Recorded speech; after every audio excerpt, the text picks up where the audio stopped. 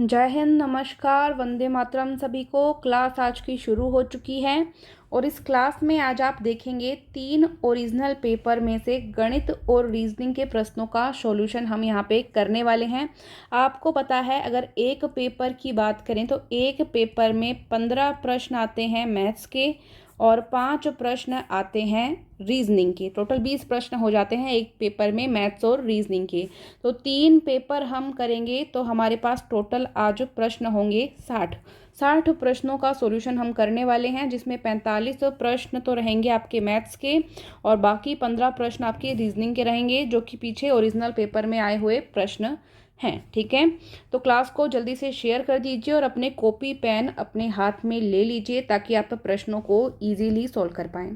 प्रश्न यहाँ पे है कि कोई दुकानदार 2 पेन को प्रति 50 रुपये के हिसाब से बेचता है। मतलब 2 पेन है, 50-50 रुपये के विक्रय मूल्य के हिसाब से बेच देता है। एक पेन पर उसको 10% का लाभ होता है और दूसरे पेन पर 10% की हानि होती है। लाभ हुआ है मतलब वो कम रुपए में खरीद के लाया था और उसने अधिक रुपए पे बेचा है।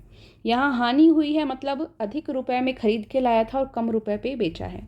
अब आगे प्रश्न में क्या पूछा है देखिए। तो बताओ कि उसको कितने प्रतिशत लाभ या हानि हुई। कितने प्रतिशत लाभ या हानि हुई।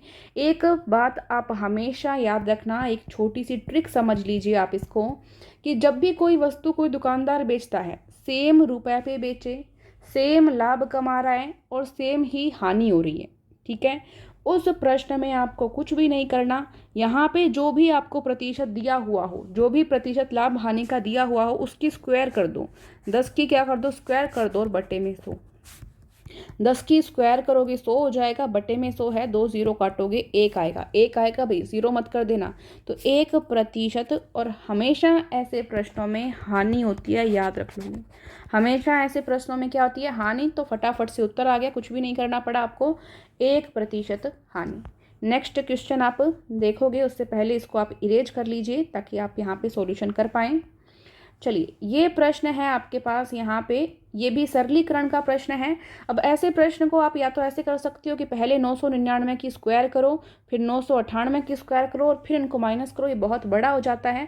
तो आपने 8वीं क्लास में एक प्रश्न पढ़ा है, एक सूत्र पढ़ा है क्या, कि a की स्क्वायर माइनस b की स्क्वायर क्या होता है भाई।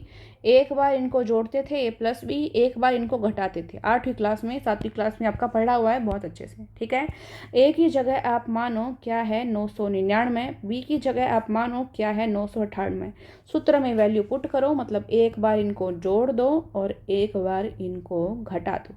जोड़ दिया और घटा दिया। घटाने पे आपको पता है 1 आएगा, तो बार बार लिखने की आपको आवश्यकता है नहीं, मैं समझाने के लिए लिख देती हूँ। ये 1997 हो जाता है और ये यहाँ पे 1 आता है। 1 को इससे गुणा करते हैं, 1997 ही होगा। आपको लिखने की आवश्यकता नहीं है, सीधे उत्तर पर जाइए, बी ऑप्शन आपका राइट हो जाएगा। ठीक है, फिर ये एक और सरलीकरण का प्रश्न आपके एग्जाम में इस तरह से आया हुआ था। आपको पता है जब आपको 16 का अंडर रूट करना होता है तो इसको हम लिखते हैं 4 गुणा 4। 2 जोड़े बन रहे हैं, अंडर रूट से बाहर आ जाता है, 4 उत्तर होता है। अब यहाँ पे दशमलव आ चुका है। जब 4 संख्या बाद में दशमलव है तो इसको हम किस तरह से लिखेंगे, 0.04 गुणा 0.04। इन दोनों का गुणा करते हैं तो हमारे पास यही संख्या आती है, आपको पता है। अब आपको पता है कि जब आपके पास यहाँ पे अंडर रूट है तो इनके ऊपर भी क्या लगा दीजिए, अंडर रूट लगा दीजिए। और जब भी हमारे पास कोई दशमलव वो पॉइंट हो तो उसकी लेफ्ट साइड पर हम 0 लगा लेते हैं ताकि हमारा जो पॉइंट है, दशमलव है, वो उभर कर साफ साफ दिख सके और उसमें कोई भी तकलीफ नहीं होती है। ठीक है, 2 के जोड़े सेम बन रहे हैं तो ये आपका उत्तर आ जाएगा, अंडर रूट हट जाएगा। ये देखो एक जैसे से ऑप्शन है, ध्यान से चुनना है आपको। नेक्स्ट क्वेश्चन, 6 लीटर चीनी के विलयन में 4% चीनी है। 6 लीटर का विलयन है, 6 लीटर का क्या है, विलयन है। ये लीटर में है, एक बार इसको ml में देख लीजिए। 1000 से गुणा करेंगे तो 6000 ml विलियन आपके पास आ जाएगा। ठीक है, क्या कहा कि इसमें 4% चीनी है। तो आप चीनी देख लोगे पहले कि चीनी की मात्रा, चीनी की मात्रा देखो, एक एक स्टेप करेंगे ताकि आपको आराम से समझ में आए। 6 लीटर विलियन में चीनी की मात्रा आप देख रहे हो, कितने लीटर विलियन में, 6 लीटर विलियन में। कैसे करोगे, 6 लीटर को हमने 1000 ml, ये 6000 ml में कन्वर्ट कर लिया है। चीनी की मात्रा 4% है, तो 4% का अर्थ बटे में 100, इनको आप कट कर लीजिए। इनको आप काटेंगे तो 2 0 से 2 0 कट जाएगी और ये कितना आ जाएगा आपके पास 240 ml। ये 6 लीटर विलियन में चीनी की मात्रा आई है। ठीक है, अब आपको क्या कहा है प्रश्न में कि 1 लीटर पानी वाष्पित कर दिया जाता है। 1 लीटर पानी उड़ा दिया, जो 6 लीटर का विलियन था उसमें से 1 लीटर पानी उड़ा दिया, तो अब आपके पास कितना पानी बच जाएगा? 5 लीटर पानी बच जाएगा। शेष बचा पानी या सॉरी शेष बचा विलियन, शेष बचा विलियन कितना हो जाएगा?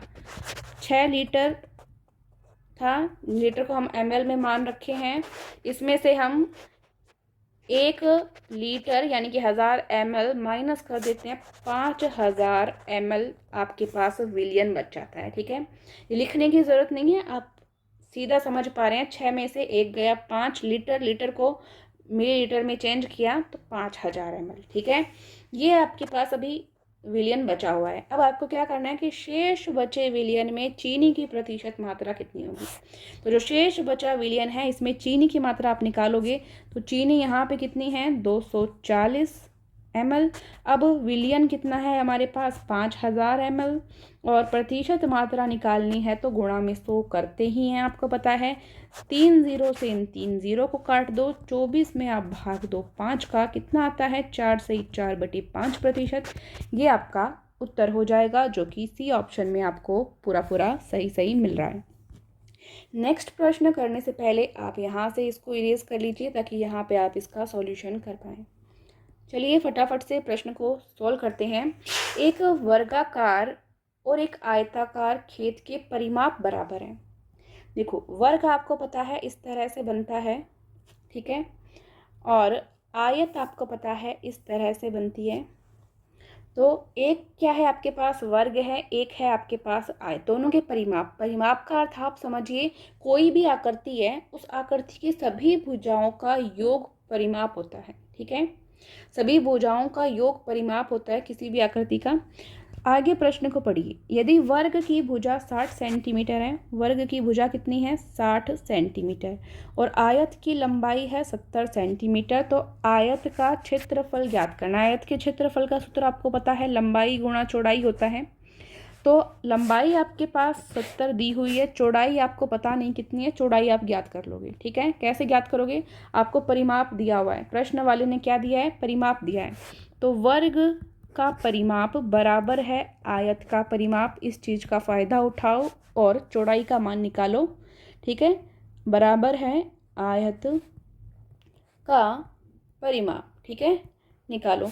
वर्ग के परिमाप का सूत्र होता है 4 गुणा भुजा। 4 बार भुजा को जोड़ देंगे, परिमाप आ जाएगा।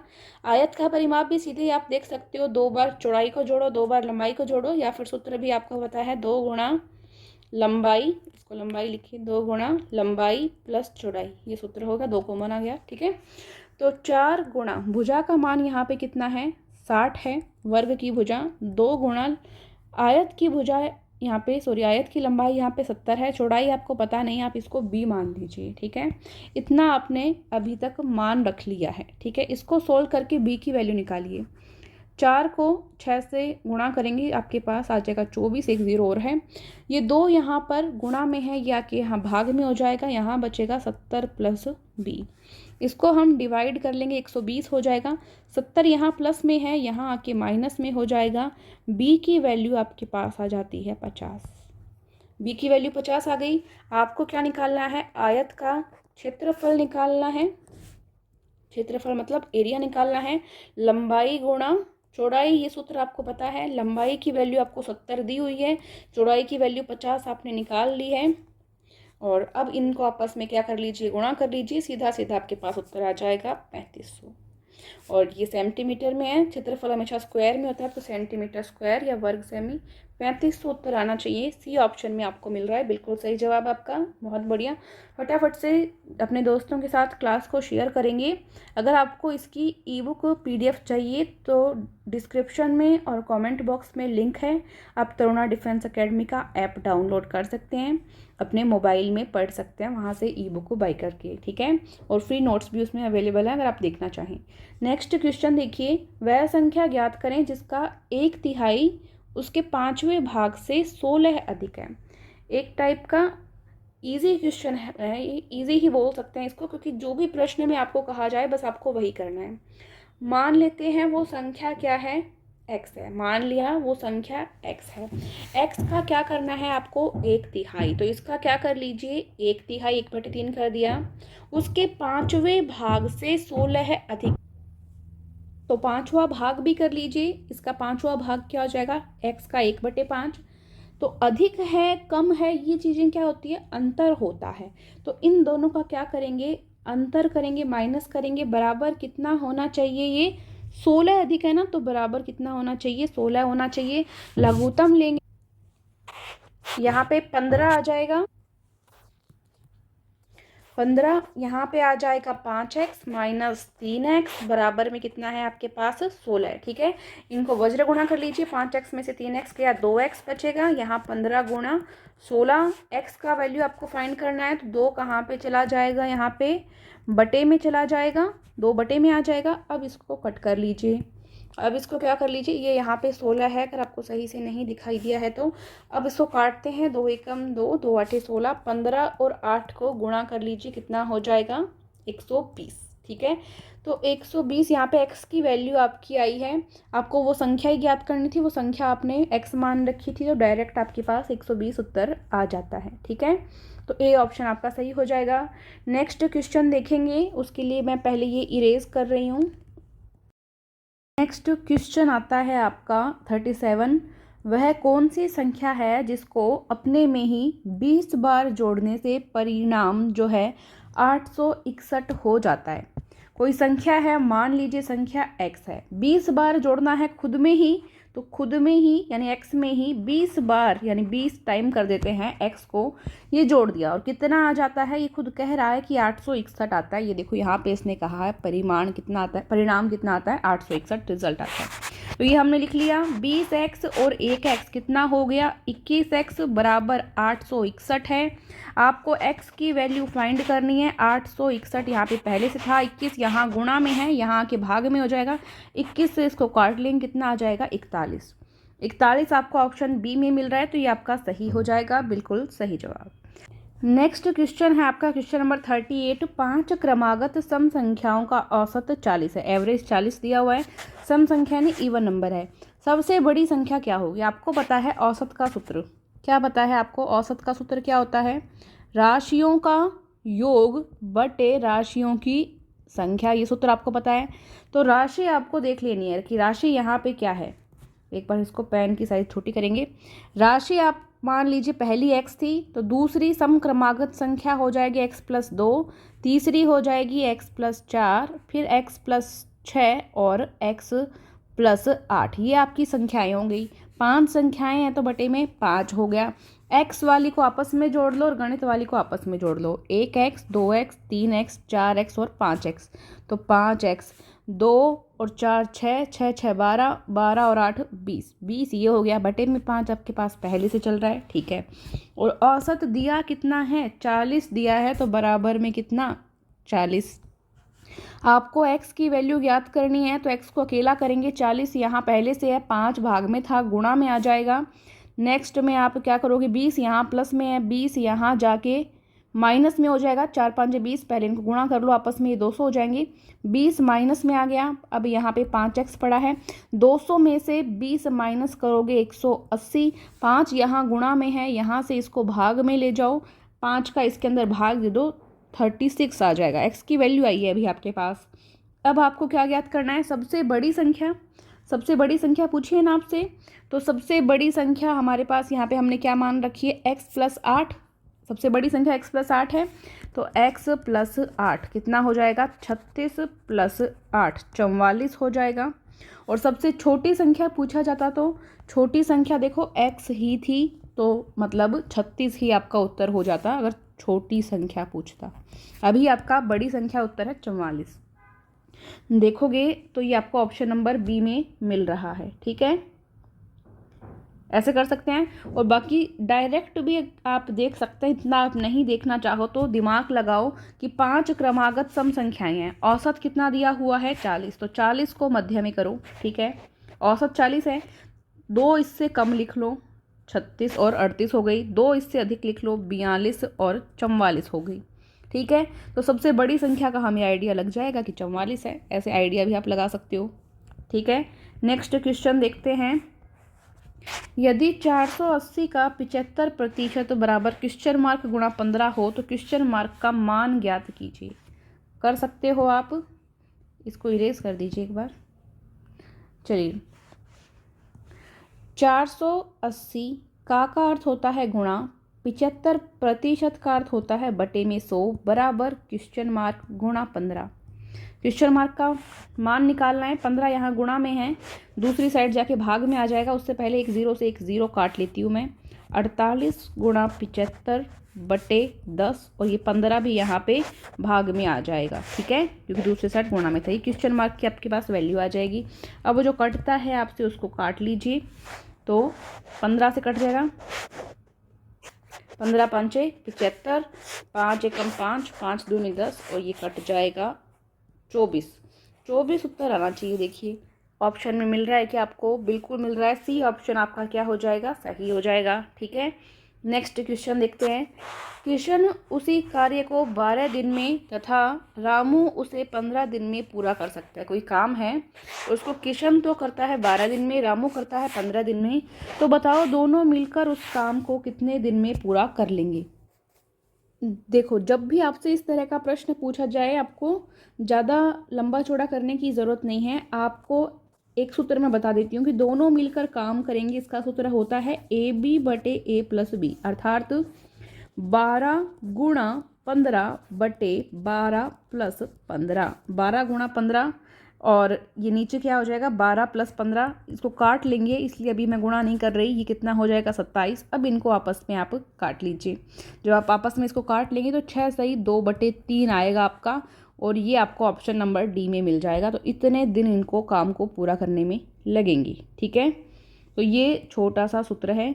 जब आपको एक काम दिया हो और वो एक काम एक व्यक्ति किसी निश्चित दिन में कर रहा हो, दूसरा व्यक्ति उसी काम को किसी निश्चित दिन में कर रहा हो, तो आपको दोनों मिलकर उस कार्य को कितना दिन में पूरा करेंगे ये बताना हो तो AB बटे A प्लस B ये सूत्र लग जाएगा। देखो AB का मतलब क्या है, इसके मध्य गुणा का निशान होता है, इसको आप ध्यान में रखेंगे। नेक्स्ट क्वेश्चन देखो, एक नाव की चाल 8 किलोमीटर प्रति घंटा है तथा नदी की चाल 6 किलोमीटर प्रति घंटा है, तो बताओ धारा की दिशा में नाव की चाल क्या होगी।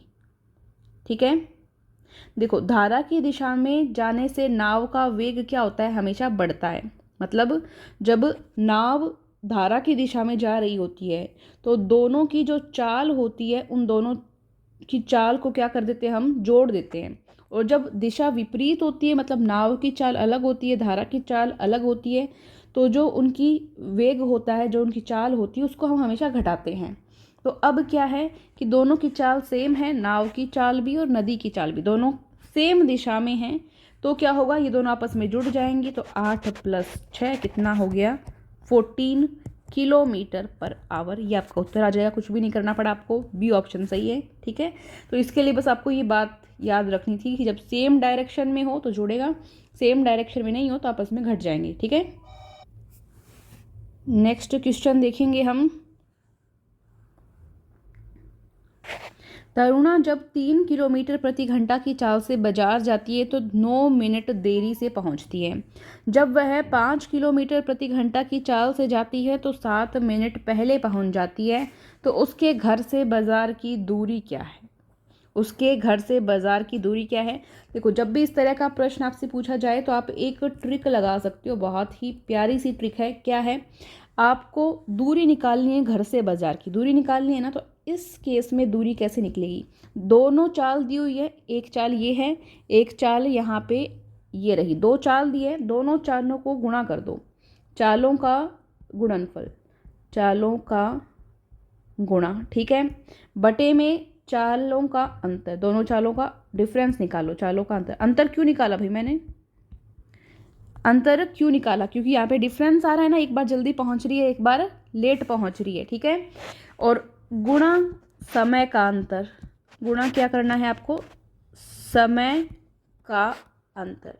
ये सूत्र आपको ध्यान में रखना है और इससे फटाफट आपका सवाल हो जाएगा। कैसे होगा देखो, चालों का गुणा करो, एक तो यहाँ पे 3 है, एक यहाँ पे 5 है, तो 3 गुणा 5, ठीक है, बटे में आपके पास क्या आएगा?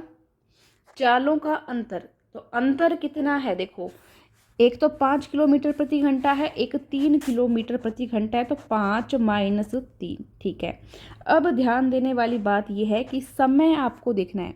एक बार वो क्या करती है, 9 मिनट लेट पहुंचती है, एक बार क्या करती है, वो 7 मिनट पहले पहुंचती है। तो 9 में से 7 घटेगा नहीं, ये जुड़ेंगे, क्योंकि एक पहले पहुंच रहा है और एक बाद में पहुंच रहा है, विपरीत चीज़ें हो गई ना, तो आपस में जुड़ेंगी। ये समय का अंतर जो होगा वो एक्चुअल में माइनस नहीं करना है आपको, यहाँ पे एक्चुअल में आपको इनको जोड़ देना है, ठीक है।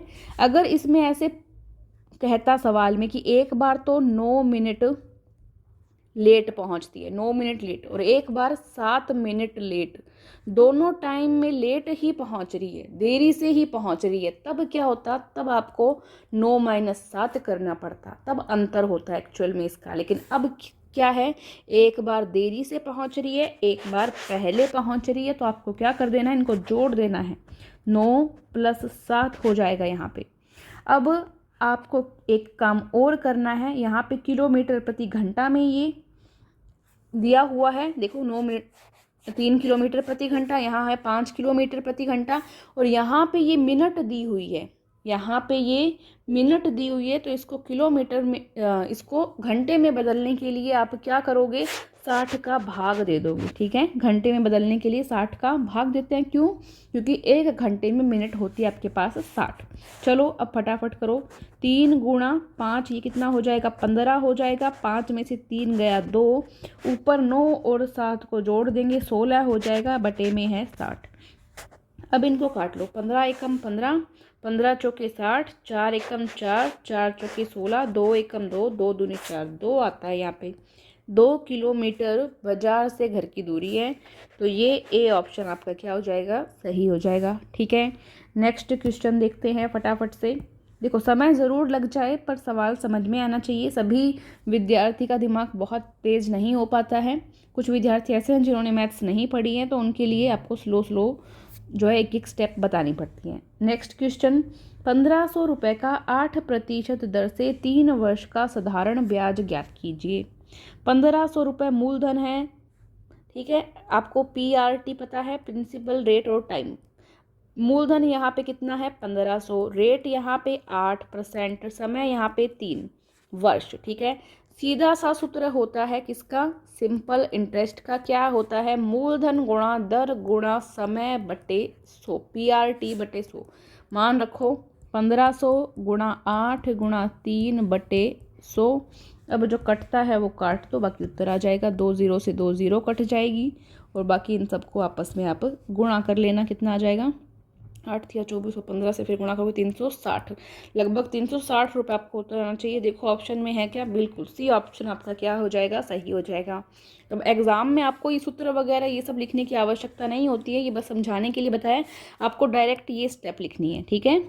नेक्स्ट क्वेश्चन यहाँ पे है, 240 को 240 से गुणा कर रहा है, 60 को 480 से गुणा कर रहा है, फिर 60 को 60 से गुणा कर रहा है, और बोल रहा है कि हल करो।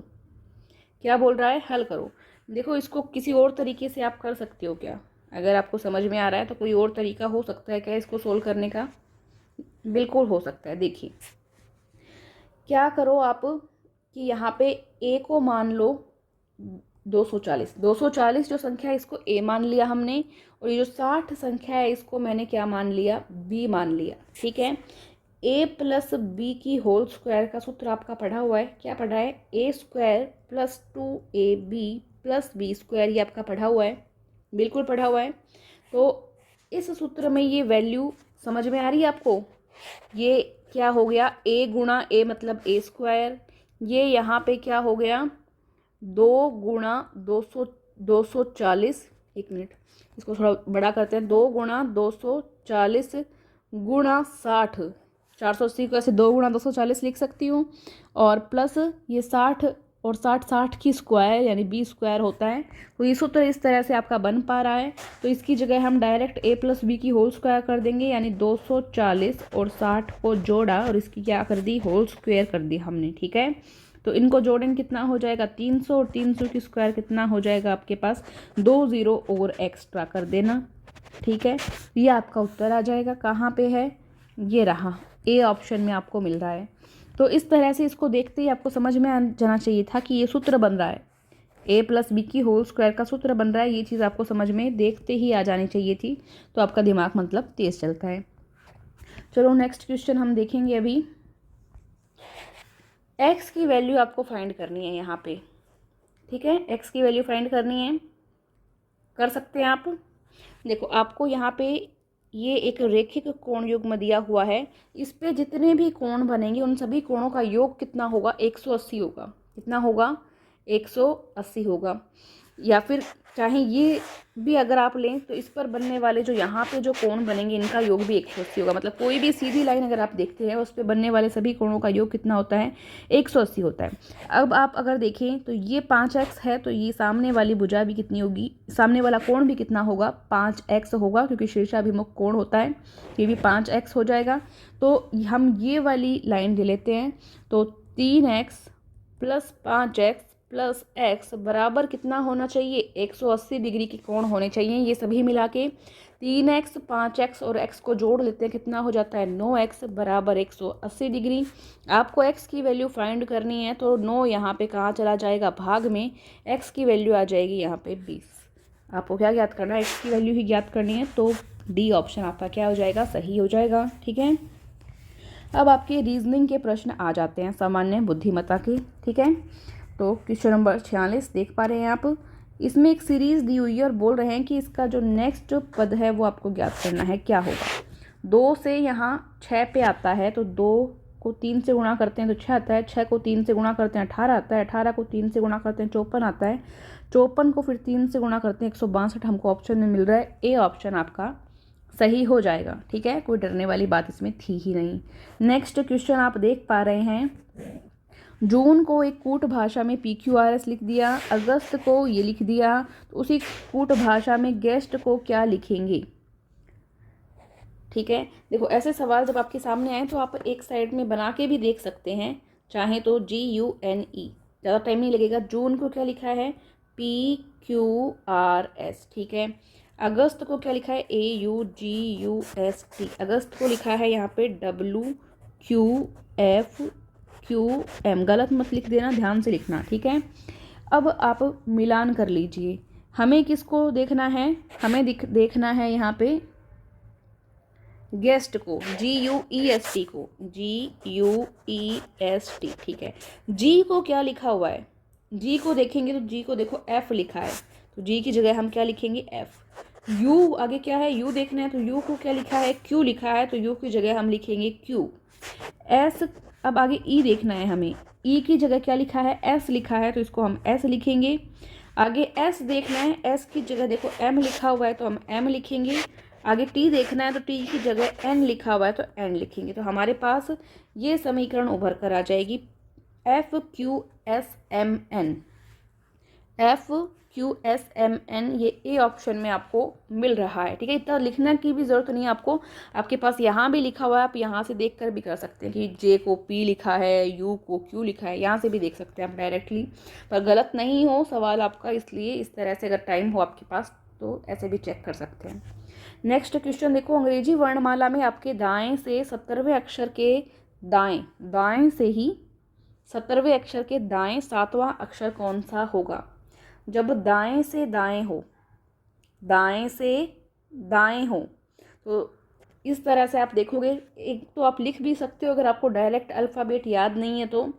अब आपको पता है दाएं से 17वां अक्षर क्या होता है, जे होता है ना। और जे के दाएं सातवां अक्षर क्या होता है? क्यू होता है। अगर आपको डायरेक्ट याद नहीं हो तो आप लिख के भी देख सकते हो अल्फ़ाबेट्स जो है एक साइड जो आपको पेपर मिले उस पर, ठीक है। तो जे क्यू, यहाँ पे क्यू हो गया आपका उत्तर, ठीक है। ए ऑप्शन आपका राइट हो जाएगा। नेक्स्ट जो क्वेश्चन है आपका वो है ब्लड रिलेशन का। एक्स और वाई भाई है, ठीक है, लिखते हैं साथ साथ। एक्स और वाई क्या है? आपस में भाई हैं, दोनों लड़के हैं मतलब। पी और क्यू क्या है? बहनें हैं। पी और क्यू क्या है? बहन है, ये दोनों आपस में, ठीक है, आपस में ये दोनों क्या हैं? भाई है। इतना हो गया। अब एक्स का पुत्र क्यू का भाई है। एक्स का पुत्र, एक्स का ये मान लीजिए क्या है? पुत्र है। ये क्या है? क्यू का भाई है। क्यू का क्या है? भाई है, ठीक है। मतलब क्यू भी एक्स का बच्चा है, ये क्यू का भाई हुआ, एक्स का पुत्र, मतलब ये कौन है? एक्स का बच्चा है, ठीक है। आप बताइए कि वाई का पी से क्या संबंध है?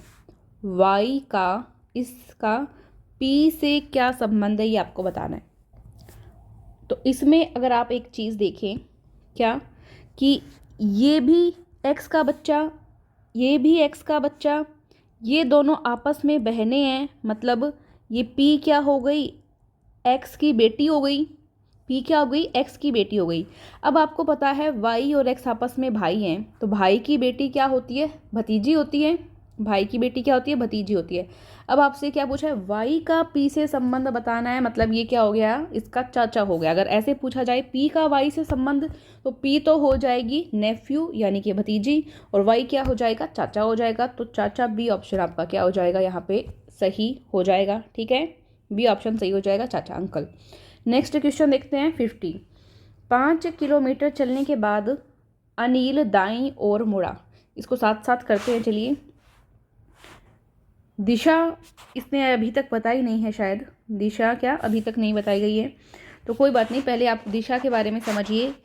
इस तरफ होता है, आपको पता है, पूर्व, पूर्व के अपोजिट होता है पश्चिम, और ऊपर की तरफ आपको मानना है यहाँ पे उत्तर, और नीचे की तरफ आपको मानना है दक्षिण। जब भी आप कोई सवाल करें ऐसे लिख लीजिए, ठीक है। अब यहाँ पे है कि 5 किलोमीटर चलने के बाद, बताया नहीं कहाँ से चलना है, कोई बात नहीं, हम हमारे हिसाब से मान लेते हैं। मान लिया यहाँ से चला, वो 5 किलोमीटर चल लिया, ठीक है। 5 किलोमीटर चलने के बाद अनिल दाईं ओर मुड़ा, दाईं तरफ मुड़ा, तो इसका दायां यहाँ पे इस तरफ होगा, तो दाईं तरफ मुड़ा और कितना चला? 3 किलोमीटर। 3 किलोमीटर फिर चल लिया। इसके बाद वह बाईं तरफ मुड़ा, फिर इसका बायां कहाँ हो गया? यहाँ हो गया, ठीक है। बाईं ओर मुड़ा और 8 किलोमीटर चला। 8 किलोमीटर तक चलना है, तो 8 किलोमीटर तक चला, ठीक है। अंत में अनिल दक्षिण दिशा की ओर जा रहा था। अंत में किस दिशा में जा रहा है? दक्षिण दिशा में जा रहा है। दक्षिण दिशा में जा रहा है लास्ट में। तो आगे क्या कहा है कि बताइए अनिल ने किस दिशा में यात्रा प्रारंभ की थी? वो किस दिशा में यात्रा उसने प्रारंभ की थी, ये बताना है। तो यहाँ पे आपने देखा कि सबसे पहले वो इसी दिशा में चला था, ये आप देख रहे हैं, इसी दिशा में। नीचे की तरफ कौन सी दिशा है? दक्षिण दिशा है, तो सबसे पहले वो दक्षिण दिशा में ही चला था, तो बी ऑप्शन आपका क्या हो जाएगा? सही हो जाएगा। समझ में आ रहा है आपको? देखो, सबसे पहले हमने माना था कि वो इस दिशा में चला है, ठीक है, 5 किलोमीटर चला। फिर उसके बाद में क्या कहा कि दाईं तरफ मुड़ा और 3 किलोमीटर चला, तो दाईं तरफ मुड़ा और 3 किलोमीटर चल लिया, ठीक है। इसके बाद फिर बाईं ओर मुड़ा और 8 किलोमीटर चला। अब वो दक्षिण दिशा में है लास्ट में। तो आपको ये बताना है कि सबसे पहले जब उसने यात्रा प्रारंभ की, तो सबसे पहले वो किस दिशा से प्रारंभ की, ठीक है, किस दिशा में यात्रा प्रारंभ की, मतलब चलने के बाद में कौन सी दिशा में था? तो दक्षिण दिशा की ओर जा रहा था। तो बी ऑप्शन आपका क्या हो जाएगा? सही हो जाएगा यहाँ पे। तो ये आपका हो गया है एक original paper. Next original paper पर हम चलते हैं। ये आपका नेक्स्ट ओरिजिनल पेपर यहाँ पे आ चुका है। सरलीकरण का ही प्रश्न है पहला, पहले इसको सॉल्व कर लीजिए, इसको सॉल्व कर लीजिए, ठीक है। तो सबसे पहले इसको सॉल्व करके देखते हैं। आपको पता है 8 × 8 क्या होता है? 64 होता है, ठीक है। यहाँ पे 4 संख्या के बाद में पॉइंट है, तो मैं यहाँ पे 2 संख्या के बाद में पॉइंट लेती हूँ, यहाँ पे 2 संख्या के बाद में पॉइंट लेती हूँ। तो ये कितना हो जाएगा 0.0064 के बराबर गुणा करके आप देख सकते हैं। सीधा समझ में नहीं आए तो आपको। अब देखो, जब भी आपके पास दशमलव हो, इसके लेफ्ट साइड में आप एक शून्य लगा सकते हैं। इससे कोई फ़र्क नहीं पड़ता है। फ़र्क ये पड़ता है कि विजिबल हो जाता है, इस तरह से आपको लगा देना चाहिए। ठीक है, तो मैं यहाँ पे इसकी जगह पे 0.08 गुणा 0.08 लिख सकती हूँ। जब ये संख्या डबल होती है तो आपको पता है अंडर रूट हट जाता है। तो अंडर रूट 0.0064 की वैल्यू क्या आ जाएगी, 0.08 आ जाएगी। क्योंकि 2 जोड़े जब बन जाएं तो ऊपर से अंडर रूट हट जाता है और एक संख्या आ जाती है आपके पास। तो मैं इसकी जगह ये 0.08 लिख रही हूँ। ठीक है, लिख देते हैं। 0.01 पहले से था और अंडर रूट वाली संख्या की जगह हमने ये लिख दिया। इन दोनों को आपस में जोड़ लो। आपस में जोड़ना आता है, पॉइंट के नीचे पॉइंट आना चाहिए। ये बात सुन लेना आप लोग आराम से। ये आपके पास संख्या आ जाएगी। ठीक है, 0.09। अब इसका अंडर रूट कर दीजिए। इसको हम, आपको पता है, ऐसे लिख सकते हैं या नहीं लिख सकते। तो 2 जोड़े बन रहे हैं, ऊपर से अंडर रूट हट जाएगा तो 0.3 आपका उत्तर आ जाएगा। ये आपको मिल रहा है ऑप्शन नंबर सी में। ठीक है, पॉइंट का ध्यान रखना है। अगर दशमलव का ध्यान नहीं रखा तो सवाल गलत हो सकता है। तो ज़्यादा जल्दीबाजी की हमें ज़रूरत नहीं है, पर्याप्त समय हमारे पास एग्जाम में होता है। नेक्स्ट क्वेश्चन देखेंगे आप। यहाँ पे ये भी एक तरह से बोर्ड मार्क्स का है, सरलीकरण का प्रश्न आप मान सकते हैं। तो 0.5 है।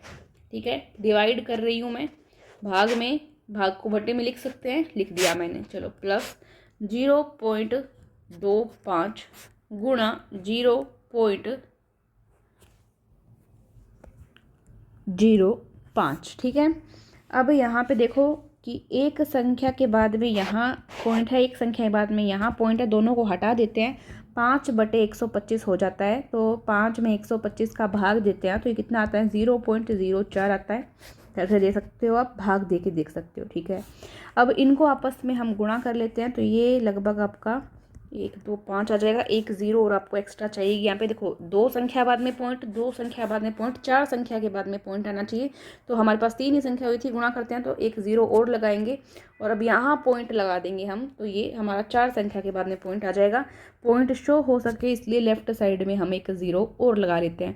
अब इनको आपको जोड़ना है। जोड़ेंगे कैसे, दोनों संख्याओं में दशमलव को दशमलव के नीचे लिखना है, तभी आपका जोड़ जो है सही होगा। अब जोड़िए, 5 2 5 0 0।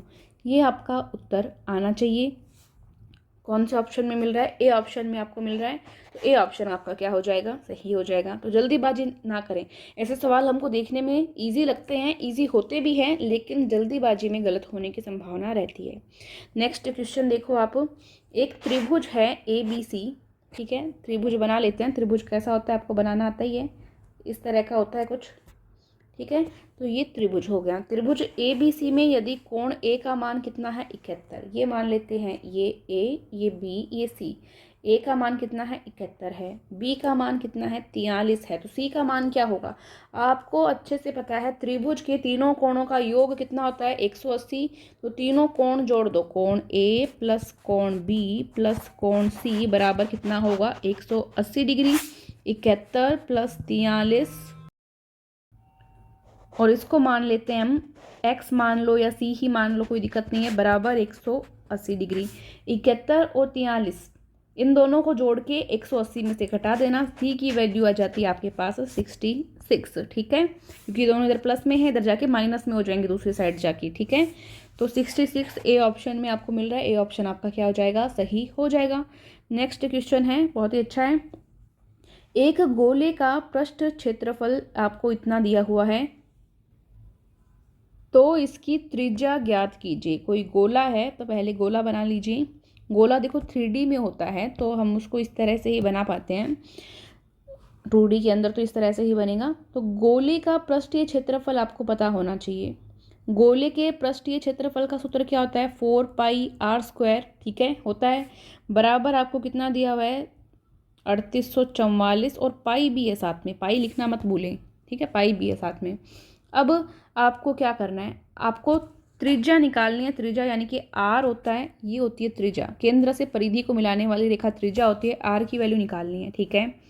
तो अब जो कटे आपसे वो काटने की आप ट्राई करेंगे। आर स्क्वायर को इस साइड रखा, ये यहाँ पे पहले से था, 4 पाई यहाँ पे गुणा में है, यहाँ आके भाग में चला गया, ठीक है। इतना आपके पास आ चुका है सामग्री। अब पाई से पाई कट जाएगा, ठीक है। 4 को इससे काटेंगे हम, कितना आता है जल्दी से बताओ कमेंट करके, 961। अब यहाँ आर की स्क्वायर है तो ये यहाँ जाके अंडर रूट बन जाएगी, 961 का अंडर रूट करेंगे, इसको हम 31 गुणा 31 लिख सकते हैं।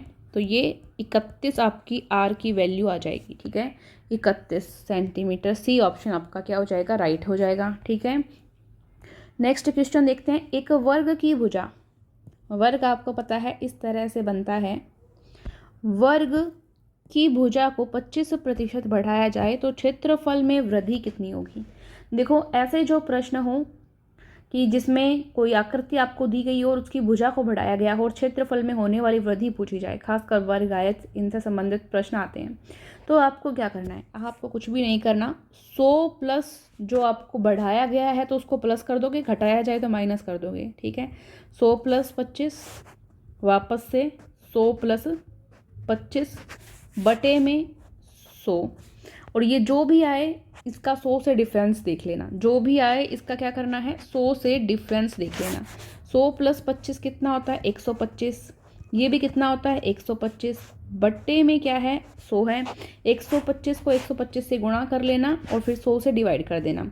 इनको गुणा करते हैं तो ये लगभग इतना आएगा, बटे में क्या है आपकी 100 है और माइनस में भी 100 है।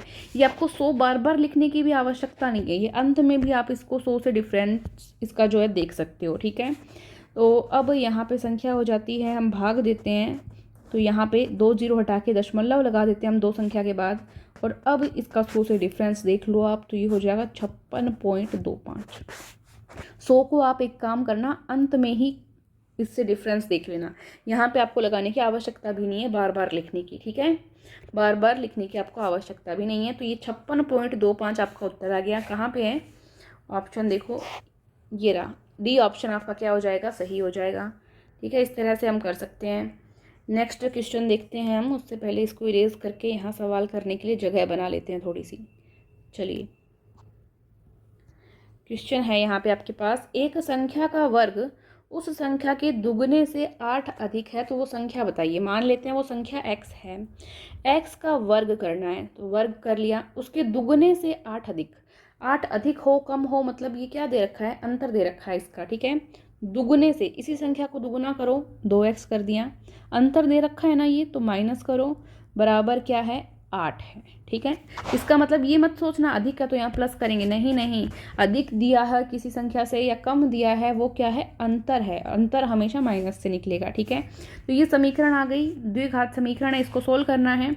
x कितना होगा यहाँ पे, ये देखो तो इसको सबसे पहले तो 8 है, 8 को दूसरी साइड ले जाएंगे, माइनस 2x, ये 8 यहाँ के क्या हो जाएगा, माइनस का हो जाएगा, बराबर 0। अब देखो गुणा करने पर तो क्या आ जाए, 8 आ जाए, और घटाने पे ये निशान देखना होता है, घटाने पर क्या आ जाए, 2 आ जाए। ऐसे संख्या मन में सोचो तो 4 और 2 हो जाएगी, तो एक्स स्क्वायर, ये देखो मैं एक एक स्टेप बता रही हूँ आपको, 4x में से आप 2x घटाएंगे, इसकी जगह लिख दिया बराबर 0। ये जो 2x है, ये सवाल बच्चों को अक्सर करने नहीं आते हैं, इसलिए मैं एक एक स्टेप बता रही हूँ। ये 2x है, इसकी जगह मैंने क्या लिखा है, 4x माइनस 2x, क्योंकि 4x में से 2x घटाऊंगी 2x ही बचेगा। इस तरह से द्विघात समीकरण को हम सोल्व करते हैं। यहाँ ये संख्या देखते हैं, ये 2 संख्या मन में ऐसी सोचो जिनको गुणा करने पर 8 आ जाए, और यहाँ पे देखते हैं निशान माइनस का, तो माइनस करने पर क्या आ जाए, इसका गुणांक यानी 2 आ जाए। तो अब यहाँ बाहर क्या है, माइनस है, ब्रैकेट के अंदर जाएगा, चिन्ह चेंज कर देगा, 4x माइनस का हो जाएगा, 2x पहले से माइनस का था, प्लस का हो जाएगा, -8 है, बराबर 0, ठीक है। दो के क्या बना लो, जोड़े बना लो। यहाँ x कॉमन आ जाएगा तो x -4 बचेगा। यहाँ क्या कॉमन आएगा, यहाँ 2 कॉमन आ जाएगा, 2 कॉमन आ जाएगा तो क्या बचेगा यहाँ पे x-4 बचेगा। ठीक है, 2 कॉमन ले लिया बराबर 0। ये दोनों ब्रैकेट आपके सेम आने चाहिए, अगर सेम आते हैं तो आपने सवाल सही किया है। तो सेम ब्रैकेट कॉमन आ गए, अंदर क्या बचा x+2 बचा बराबर 0 है। एक बार तो x-4 बराबर 0 करते हैं, एक बार x+2 बराबर 0 करते हैं। तो ये x बराबर क्या हो जाएगा 4 हो जाएगा, दूसरी साइड जाके प्लस का हो जाएगा, ये दूसरी साइड जाकर माइनस का हो जाएगा। ये यहाँ पर 2 आपके पास संख्याएं आ रही हैं। अब क्या कहा है इसने, ऑप्शन देख लेते हैं कि एक संख्या का वर्ग उस संख्या के दुगने से 8 अधिक है तो वह संख्या ज्ञात करो। आपको ऑप्शन में 4 मिल रहा है, 4 आपका उत्तर हो जाएगा। डी ऑप्शन आपका क्या हो जाएगा, सही हो जाएगा। ये देखो ये आ गया आपका। ठीक है, नेक्स्ट क्वेश्चन देखते हैं। उससे पहले एक बात मैं आपको और बता देती हूँ कि इनको आप विकल्प से भी कर सकते हो। देखो सीधा आपको यहाँ 4 दिख रहा था, तो एक संख्या का वर्ग उस संख्या के दुगने से 8 अधिक, तो 4 को आप लेके देख सकते हो, 4 की स्क्वायर कर दो, वर्ग कर दो, और फिर देख लो कि इसको हम दुगुना करते हैं तो 8 अधिक होता है या नहीं होता। 4 की स्क्वायर करोगे 16, 4 को दुगुना करते हैं 4 दूनी 8, 16 में से 8 गया कितना होता है 8 का ही अंतर आता है, 8 अधिक है। तो इस तरह से भी आप कर सकते हैं। ठीक है, तो मैंने ऑप्शन से भी आपको बता दिया। नेक्स्ट क्वेश्चन आप देखेंगे यहाँ पे संख्या है 28, 37, x और 68। इनका औसत कितना दिया हुआ है 35 दिया हुआ है। x की वैल्यू आपको ज्ञात करनी है। आपको पता है औसत का सूत्र क्या होता है, राशियों का योग बटे राशियों की संख्या। तो राशियों का योग करो 28 + 37 + x + 68, यही थी संख्याएं। कितनी संख्याएं हैं ये, 4 हैं, 1 2 3 4, तो बटे में क्या आ जाएगा 4, और औसत दिया हुआ कितना है 35 दिया हुआ, तो 35। ठीक है, इन सबको जोड़ लो, इन सबको जोड़ते हैं तो ये कितना हो जाएगा 133 हो जाती है। x इसमें इस तरह से जोड़ के लिख देते हैं, बराबर क्या है यहाँ 35 था, ये 4 इधर भाग में है, 4 दूसरी साइड जाके गुणा हो जाएगा और कितना हो जाएगा 140 हो जाएगा। ठीक है, आपको x की वैल्यू फाइंड करनी है तो 140, 133 इधर प्लस का था, इधर आके माइनस का हो जाएगा। तो x की वैल्यू आपके पास कितनी आ जाएगी यहाँ पे 7। तो 7 आपको ऑप्शन में मिल रहा है क्या, ये मिल रहा, बी ऑप्शन आपका क्या हो जाएगा, राइट हो जाएगा। ठीक है, इस तरह से आप कर सकते हैं। नेक्स्ट क्वेश्चन है, रिया, रश्मि व रक्षा किसी कार्य को क्रमशः 8 दिन, 10 दिन और 12 दिन में पूरा करती हैं। तो बताओ कि तीनों मिलकर उस कार्य को कितने दिन में पूरा कर सकती हैं। अभी आपको 2 वाला सूत्र तो मैंने थोड़ी देर पहले बताया था, 3 वाला सूत्र ये होता है AB + BC + CA। इस तरह से आप कर सकते हो। ठीक है, देखो ट्राई करो। 8 दिन, 10 दिन और 12 दिन है आपके पास। A, B और C की वैल्यू लिखो, 8 × 10 × 12, AB मतलब 8 × 10 + BC यानी कि 10 × 12 + CA यानी कि 12 × 8। लिख लिया। इस तरह के सवाल में ये सूत्र फटाफट से काम देगा आपको। अब आप इनका गुणा करना चाहो तो आपस में गुणा कर सकते हो, 8 × 120 इतना ही लिख लो एक बार, क्योंकि आगे कट जाएगा, ये कटने की भी इनके अंदर संभावना हो सकती है। ठीक है, अब इसको गुणा कर लो आपस में, तो ये 80 हो जाएगा, ये 120 हो जाएगा और ये 96 हो जाएगा। ठीक है, अब इनको जोड़ लो नीचे वालों को और ऊपर वालों को जो नीचे आए उससे काट लेंगे। तो इनको जोड़ते हैं, ये लगभग कितना आ जाएगा आपका 296 आ जाएगा। अब इनको आपस में आप काट लेंगे और इनको आप काट लेंगे तो आपके पास लगभग ये आनी चाहिए संख्या 3 सही 9/37। 3 सही 9/37 भाग देके आप लोग देख लेना, इतने दिनों में कार्य पूरा होगा। 3 सही 9/37, बी ऑप्शन आपका क्या हो जाएगा, सही हो जाएगा। ठीक है, भाग तो आप देख सकते हो। ये समानुपात का प्रश्न, अनुपात समानुपात का प्रश्न आ चुका है। आपको पता है इस तरह के प्रश्न में क्या करना होता है, बाहर की संख्याओं का गुणा बराबर अंदर की संख्याओं का गुणा, बाहर के पदों का गुणा बराबर अंदर के पदों का गुणा। x की वैल्यू फाइंड करनी है तो ये 18 यहाँ से हट के किस में चला जाएगा, भाग में चला जाएगा। ठीक है, तो अब इनको काट लो, 4 × 12 और 3 से काट लो, 3 चौके 12 और 3 छक्के 18, 2 दूनी 4, 2 तिया 6, 3 7 21, 7 दूनी 14। x की वैल्यू कितनी आ जाएगी आपके पास 14 आ रही है। सी ऑप्शन आपका क्या हो जाएगा, सही हो जाएगा। ठीक है, नेक्स्ट क्वेश्चन देखेंगे। ₹84 का 4% वार्षिक दर से 8 माह का साधारण ब्याज ज्ञात करो। साधारण ब्याज का सूत्र आपको पता है, मूलधन गुणा दर गुणा समय बटे 100 होता है। यहाँ महीना दिया हुआ है, ध्यान से देखेंगे तो ₹8400, दर की वैल्यू 4, समय 8 महीना है तो 12 का भाग दे दो और बटे में 100 पहले से था। अब इनको क्या करना है, कट करना है। कट करना आपको आता ही है, 2 0 से 2 0 काट दो, 4 एकम 4, 4 तिये 12, 3 आगे कट जाएगा क्या, 3 दूनी 6, 3 7 21, 3 8 24, 28, 28 और 8 को क्या कर लो, आपस में गुणा कर दो। कितना आ जाता है, ₹224 आपका उत्तर होना चाहिए। देखो सी ऑप्शन में आपको मिल जाएगा। ठीक है, नेक्स्ट क्वेश्चन है बहुपद का। वैसे तो कम आता है बहुपद का जो प्रश्न है, लेकिन फिर भी आ जाए तो आपको इस तरह के प्रश्न की भी नॉलेज होनी चाहिए। तो यहाँ पे देखिए, पी एक्स की वैल्यू ये दी हुई है, यहाँ पे क्यू एक्स की वैल्यू ये दी हुई है। मैं से पे बताना है, मतलब दोनों को द्विघात समीकरण मान के आपको सोल्व करना है। फिर दोनों के जो फैक्टर कॉमन आए उनको आपको कॉमन लेके देखना है। ठीक है, चलो मैं यहाँ पे आपको करके दिखाती हूँ। एक यहाँ पे समीकरण है x² - 5x + 6, दूसरे समीकरण है x² + 5x - 14। दो समीकरण हैं, दोनों मैंने यहाँ पे लिख दिए हैं। अब देखो, आपको अभी अभी द्विघात समीकरण मैंने सोल्व करना सिखाया था। मन मन में ऐसी संख्या सोचो कि गुणा करने पर तो क्या आ जाए, 6 आ जाए, और ये निशान देखो जोड़ने पर क्या आ जाए, 5 आ जाए। तो क्या हो जाएगा, 3 और 2, 3 दूनी 6, 3 और 2 5। x² - 5x की जगह मैं क्या लिख रही हूँ, 3x + 2x। ठीक है, +6। अब इसको सोल्व करो, स्क्वायर ये माइनस है, अंदर जाके चिन्ह चेंज कर देगा, दोनों माइनस के हो जाएंगे क्योंकि दोनों पहले से प्लस के थे।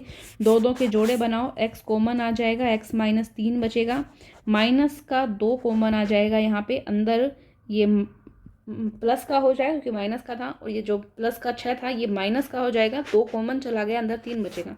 दोनों सेम है यहाँ पे ब्रैकेट, तो हमने अभी तक सही किया है। ब्रैकेट कॉमन आ जाएगा और x - 2 बच जाएगा। ये देखो x - 2 बच रहा है। ठीक है, तो एक हमने सॉल्व कर लिया, दूसरा सॉल्व करो। तो दो संख्याएं ऐसी सोचो कि गुणा करने पर 14 आए, यहाँ निशान देखो माइनस का है, घटाने पर कितना आ जाए, इसका गुणांक यानी 5 आ जाए।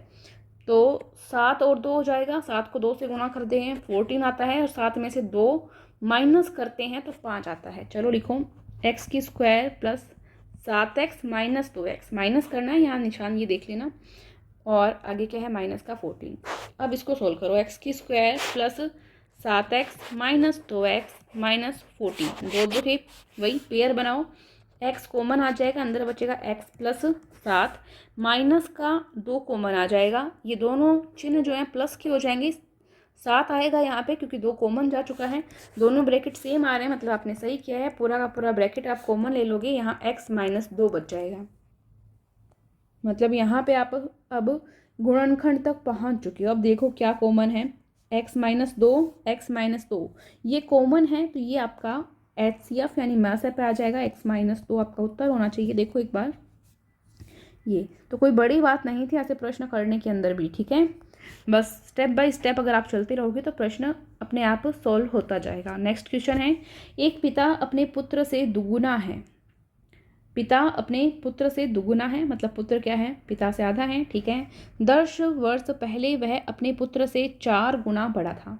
पिता की वर्तमान आयु ज्ञात करो। पिता की आयु हमको ज्ञात करनी है, हमको पता नहीं है पिता की आयु कितनी है, तो हम मान लेते हैं कि पिता वर्तमान में कितने का है, x आयु का है। ठीक है, तो शुरू में क्या कहा है इसने कि पिता अपने पुत्र से दोगुना है। अगर पिता x का है तो पुत्र आधा होगा, पुत्र क्या हो जाएगा, पुत्र की वर्तमान आयु इसकी आधी हो जाएगी क्योंकि पिता दुगुनी उम्र का है, तो x/2 का क्या हो गया, पुत्र हो गया। ठीक है, 10 वर्ष पहले की बात की है, क्या की है, 10 वर्ष पहले की बात, 10 वर्ष पहले के हिसाब से देखें अगर आप, तो पिता और पुत्र इनमें क्या संबंध रहेगा। देखिए, पिता 10 साल पहले, अगर आज x का है तो 10 साल पहले x - 10 का था। पुत्र आज x/2 का है, ये देखो x/2 का है, तो 10 साल पहले x/2 में से 10 कम कर देंगे। आप मान लो आज अगर आप 20 साल की हो तो 10 साल पहले 10 कम कर रहे हो ना, इसीलिए इन दोनों से 10-10 हमने क्या कर दिए, कम कर दिए। ठीक है, चलो तो इतना आपको समझ में आया। अब क्या कहा कि अगर 10 साल पहले की बात कर रहे हैं तो जो पिता है वो अपने पुत्र से क्या 4 गुना बड़ा था, 4 गुना बड़ा था। ये बात काम आने वाली है। तो बराबर अगर हम इसके आगे लगाएं तो 4 गुना बड़ा, तो पुत्र की आयु को किससे गुणा कर दिया हमने, 4 से गुणा कर दिया। ठीक है, आपको निकालनी है x की वैल्यू, तो x माइनस 10 बराबर, इसको देखो आप अंदर गुणा कर सकते हो, तो ये इससे भी गुणा हो जाएगा और ये 10 से गुणा होगा तो कितना हो जाएगा, 40 हो जाएगा। अब इसको काट लीजिए, 2 से ये कट जाएगा, 2 आएगा यहाँ पे, तो x माइनस 10 बराबर 2x माइनस 40। 40 यहाँ प्लस का है, यहाँ आके यहाँ माइनस का था, यहाँ आके प्लस का हो जाएगा। 2x यहाँ पहले से था, x यहाँ प्लस का है, यहाँ जाके माइनस का हो जाएगा, मतलब स्थानांतरण कर लिया आपने। 10 और 40 ये आपस में घट जाएंगे, कितना बचेगा आपके पास 30। 2x में से 1x गया, आपके पास x बचेगा, यानी x की वैल्यू आपके पास 30 वर्ष आई और आपने पिता को ही x मान रखा है। तो पिता की वर्तमान आयु कितनी है, 30 वर्ष का पिता है भाई, 30 वर्ष का पिता है। बी ऑप्शन आपका सही होगा। लोग वाला प्रश्न आ चुका है। लोग वाले अच्छे प्रश्न होते हैं, इजी भी होते हैं और नंबर बनाने वाले होते हैं। इजी कैसे होते हैं, देखिए यहाँ पे आपको प्रश्न में दिया हुआ है लोग, इसके यहाँ पे आधार 3 है 81 और इसकी वैल्यू आपको फाइंड करनी है, इसकी वैल्यू फाइंड करनी है। ये देखो आप एक काम कर सकते हो, 81 को आप ऐसे लिख सकते हो 3 की घात 4। क्यों, क्योंकि 3 गुणा 3 गुणा 3 गुणा 3 कितना होता है, 81 होता है, तो हमने इसको 3 की घात 4 लिख दिया। अब आपको पता है लोग का एक रूल होता है कि जो घात होती है वो यहाँ आगे आ जाती है, तो यहाँ 4 आगे आ जाएगा। लोग की आधार 3 था और ये 3 यहाँ पड़ा है। ठीक है, इतना आपको समझ में आ गया। अब आपको एक सूत्र पता है कि लोग में क्या होता है, लोग में अगर ऐसे हो कि आधार भी m हो और यहाँ पे m हो तो इसका मान हमेशा 1 होता है। यहाँ भी 3 है, यहाँ भी 3 है, तो इस पूरे की वैल्यू क्या हो गई, 1 हो गई। बाहर 4 था, इस पूरे की वैल्यू 1 हो गई, तो ये 4 से गुणा हो जाएगा, तो उत्तर आपका 4 आ जाएगा। कहाँ पे है, ये रहा। कितना इजी प्रश्न था। तो इसके लिए बस आपको लोग के रूल जो 2-4 हैं वो पता होने चाहिए और आपके प्रश्न बहुत ही शानदार तरीके से सही हो जाएंगे। नेक्स्ट क्वेश्चन, 35 डिग्री के संपूरक कोण की माप क्या होगी। आपको पता है दो कोण जिनका योग 180 डिग्री हो जाए वो आपस में संपूरक कोण होते हैं, तो 180 डिग्री का योग होना चाहिए। एक आपको 35 डिग्री का बता दिया है, तो इसको 180 में से घटा लो, 145 डिग्री आपका क्या हो जाएगा, सही उत्तर हो जाएगा। सी ऑप्शन आपका क्या है, राइट है। नेक्स्ट क्वेश्चन देखिए, अच्छा क्वेश्चन है।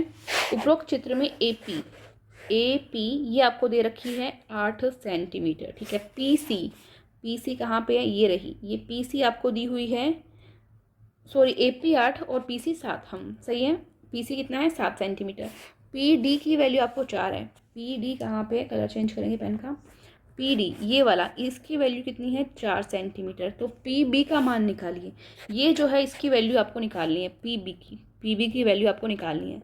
कर सकते हैं, कैसे करेंगे, देखो आपने 9वीं क्लास में, हाँ आई थिंक 9वीं क्लास में प्रमेय पढ़ी है कि इस तरह से अगर आपको कोई वर्त और जो है इसकी रेखाएं इस तरह से मिलती हैं आपको, तो एक इसके अंदर प्रमेय बनती है क्या, कि पी ए, चित्र में देखते रहें, पी ए कहाँ पे है, पी ए गुणा पी बी बराबर होता है पी सी गुणा पी डी। ये 9th क्लास में आपने प्रमेय पढ़ी है कि इस तरह से जब आपको आकृति दी हुई हो तो पी ए गुणा पी ए गुणा पी बी बराबर होता है पी सी गुणा पी डी। सबकी वैल्यू रखो, सबकी वैल्यू रखो। अब पी ए की वैल्यू कितनी है, 8। ठीक है, पी बी की वैल्यू, इसकी वैल्यू आपको पता नहीं कितनी है, पी बी ही रहने दो। पी सी की वैल्यू आपको पता है, पी सी की वैल्यू कितनी है, 7 है, यहाँ से भी देख सकते हो आप। पी डी की वैल्यू कितनी है, 4 है, तो 4 आपको पी बी की वैल्यू निकालनी है। बाकी सबको दूसरी साइड ले जाओ, काट लो, 4 एकम 4, 4 दूनी 8, 7/2 यानी कि 3.5 सेंटीमीटर आपका पीबी की वैल्यू आएगी। ए ऑप्शन सही है, ए ऑप्शन सही है। दूसरे ओरिजिनल पेपर का यहाँ पे रीजनिंग आपके सामने आ चुकी है, रीजनिंग आपको करनी है। ठीक है, वैसे आपको कोई भी श्रृंखला उसको कई तरीके से कर सकते हो, अलग अलग आप अपना दिमाग चला सकते हो, तो ट्राई कीजिए।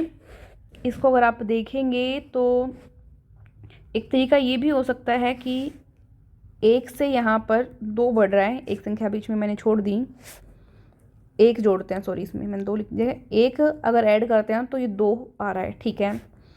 2 से आगे देखते हैं, एक पद मैंने वापस छोड़ दिया, मैं 2 जोड़ देती हूँ, इसको डबल करके जोड़ती हूँ तो 4 आ रहा है, ठीक है। फिर एक और मैं बढ़ा देती हूँ, इसको इस बार मैं 3 कर देती हूँ तो यहाँ पे 7 आ सकता है। एक तरीका मेरे पास ये हो सकता है यहाँ पे, ठीक है, एक तरीका मेरे पास ये हो सकता है।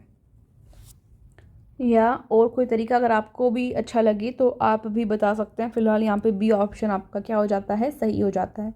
नेक्स्ट क्वेश्चन देखते हैं, निम्न विकल्पों में से संबंधित शब्द को चुनिए। जैसे बर्फ पानी से संबंधित है, मतलब पानी की जो ठोस अवस्था है उसको हम बर्फ़ कहते हैं, तो ठोस के यहाँ पर क्या आएगा, द्रव होता है, ठोस के यहाँ पे क्या आएगा, द्रव आएगा, तो ए ऑप्शन क्या हो जाएगा, सही हो जाएगा। नेक्स्ट क्वेश्चन तो बहुत ईजी था, निम्नलिखित अंकों की श्रृंखला में ऐसे कितने 5 हैं जिनके ठीक पहले 3 हैं। 5 चुनना है अपने को जिनके ठीक पहले 3 होना चाहिए और ठीक बाद में 8 नहीं हो, पहले 3 हो और बाद में 8 नहीं हो, ठीक है। पहले हम देखेंगे कि 5 ये रहा, 5 के ठीक पहले 3, तो 3 इसमें नहीं है तो इसको हम नहीं चुनेंगे। फिर ये 5 पहले 3 है, सही है, बाद में 8 नहीं है, नहीं है, एक हमारा हो गया, ये चुन लिया हमने। नेक्स्ट 5 ये रहा, पहले 3 है पर बाद में 8 नहीं होना चाहिए, पर यहाँ पे बाद में 8 आ रहा है तो क्रॉस करो इसको। फिर ये रहा 5, पहले 3 है, बाद में 8 नहीं होना चाहिए, तो 8 नहीं है, मतलब ये रहा, हमने 2 चुने हैं यहाँ पे, तो हमारे पास यहाँ पे सी ऑप्शन सही हो जाता है, ठीक है, 2। नेक्स्ट है, ए और बी क्रमशः भाई बहन है, ये ब्लड रिलेशन का प्रश्न है, इसको साथ साथ करना होगा। ए और बी क्या है, भाई बहन है, मतलब ए भाई है, बी क्या है, बहन है, ठीक है। सी पिता है ए का, सी क्या है, पिता है, किसका पिता है, ए का पिता है, तो जाहिर सी बात है कि ये बी का भी पिता होगा क्योंकि ये दोनों ए और बी भाई बहन है, तो अगर सी ए का पिता है तो सी बी का भी पिता होगा, ठीक है। डी बहन है सी की, अब एक डी और आता है, डी बहन है सी की बहन है, डी कौन है, सी की बहन है, मतलब ए और बी की क्या हो गई, इन दोनों की बुआ हो गई, इन दोनों की क्या हो गई, बुआ हो गई, ठीक है। अब क्या प्रश्न पूछा है, डी बहन है सी की, इतना हो गया, और ई माँ है डी की, एक ई और आता है, ई कौन है, माँ है, किसकी माँ है, डी की माँ है, तो डी की माँ है, तो ये दोनों भी तो आपस में भाई बहन है, तो ये सी की भी क्या हो जाएगी, माँ हो जाएगी। सी और डी दोनों की माँ कौन है, ई है, सी और डी दोनों की माँ कौन है, ई है। आगे क्या प्रश्न पूछा है, बी क्या लगती है ई की, सी की माँ कौन है, ई है, और सी की पुत्री कौन है, यहाँ पे बी है, सी की पुत्री कौन है, बी है, तो यहाँ पे क्या हो जाएगा, दादी, ठीक है। कन्फ्यूज़न तो नहीं हो गया कुछ बोलने में, देखो सी की माँ कौन है, ई है, और बी कौन है, सी की बेटी है, तो ये क्या हो जाएगी, दादी हो जाएगी बी की, ठीक है। तो बी क्या लगती है कि प्रश्न में क्या पूछा है, बी क्या लगती है ई की, ई दादी है तो बी क्या है, पोती है। ए ऑप्शन आपका क्या हो जाएगा, सही हो जाएगा। बहुत ही अजीब से घूमे हुए प्रश्न होते हैं पर थोड़ा सा दिमाग लगाएं तो हम कर पाएंगे इनको, ठीक है, गलत नहीं होंगे। चलो नेक्स्ट क्वेश्चन, भुवेश सीधे पूर्व की ओर जा रहा है, पहले आपको पूर्व पश्चिम ये पता होना चाहिए, पूर्व पश्चिम